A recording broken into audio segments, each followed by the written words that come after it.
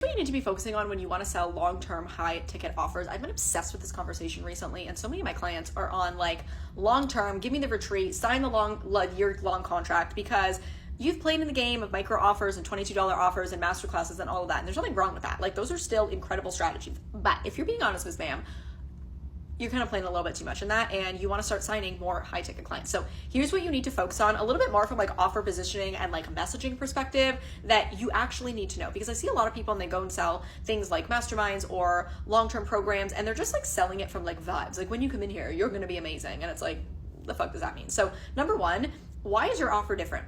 Why is your mastermind, your signature program, your retreat, your whatever that offer is, why is it different from everything else out there? You need to know that. What is the experience inside? How do your clients feel? Are there different things that you focus on? Are there ways that you like lead? Like, I really talk about too, like when people come into my masterminds, it's not just like a bunch of people where it's like one-to-one coaching. Like, the girls actually mastermind together, like surprise, surprise. When I look at my retreats, like, I'm really deepening your embodiment and your identity around who you are, and you're creating lifelong sisterhood relationships. So I can talk about that and be like, this is why my offer is different. She's looking at coming into a 12-week fitness program. There's 1,000,001 out there. You need to be able to understand, identify, and position why your offer is actually different from everything else out there. And more importantly, why is that actually the offer that's going to get her the best results, the best connection, the best transformation under your guidance and inside of your offer. And that's a strategy thing. There's also a little bit of like an energetic thing. Like, do you really believe that your audience is going to see the best insane results in the transformation that you are offering them in your offer versus anybody else? And that's not about like putting other people down. It's you really backing your own work. Like, I can look at certain offers where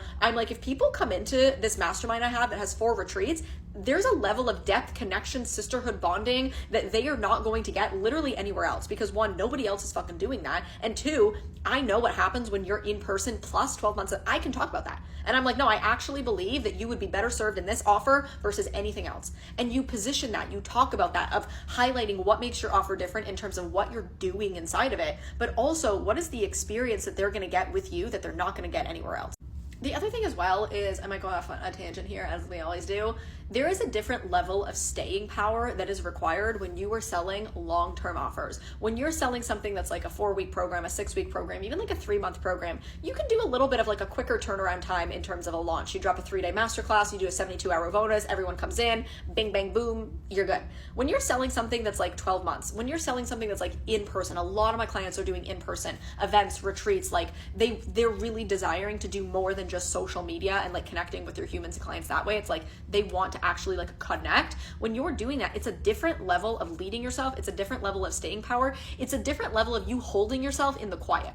Because when you're selling something that's, let's say, a $50,000 offer, a $20,000 offer, a 12-month contract over a 6-week program, you gotta hold in the silence a little bit more. And I don't mean in the silence like nothing is working, but when you're selling $200 programs, $97 memberships, you're having people sign up a lot quicker because it's a lower price point. You're reaching a wider net of people. When you're getting 10 humans into a $20,000 mastermind, 20 humans into a $50,000 mastermind, whatever that looks like, you're not getting signups and applications like bing, bang, boom, right? So it's a different level of staying power. You actually really find out how addicted you are to the dopamine and the 3D and the external validation when you go into selling high ticket.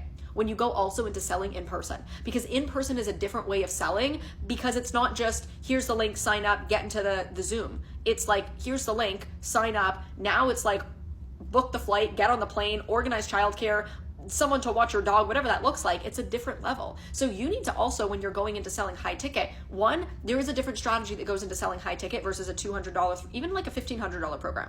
Different level of strategy. There's also a different level of you holding yourself. And I see a lot of people, they go from selling $2,000, $3,000, even $5,000 offers, and then they're like, I want to sell a $20,000 offer. I want to sell a $30,000 offer with the same strategies and the same leadership and the same staying power of 5K. It's not going to work. It's a different level of leading yourself. And like I said earlier, it's a different level of you actually knowing why your offer is positioned differently in the marketplace from anybody else, the experience that they're going to get. But people can feel the wobble. People can feel when you're selling an offer for 2 weeks and then you back off and you start selling something else because you're like, this feels quiet, this feels uncomfortable. That's the point. Like, that's the edge. That's where you stretch yourself.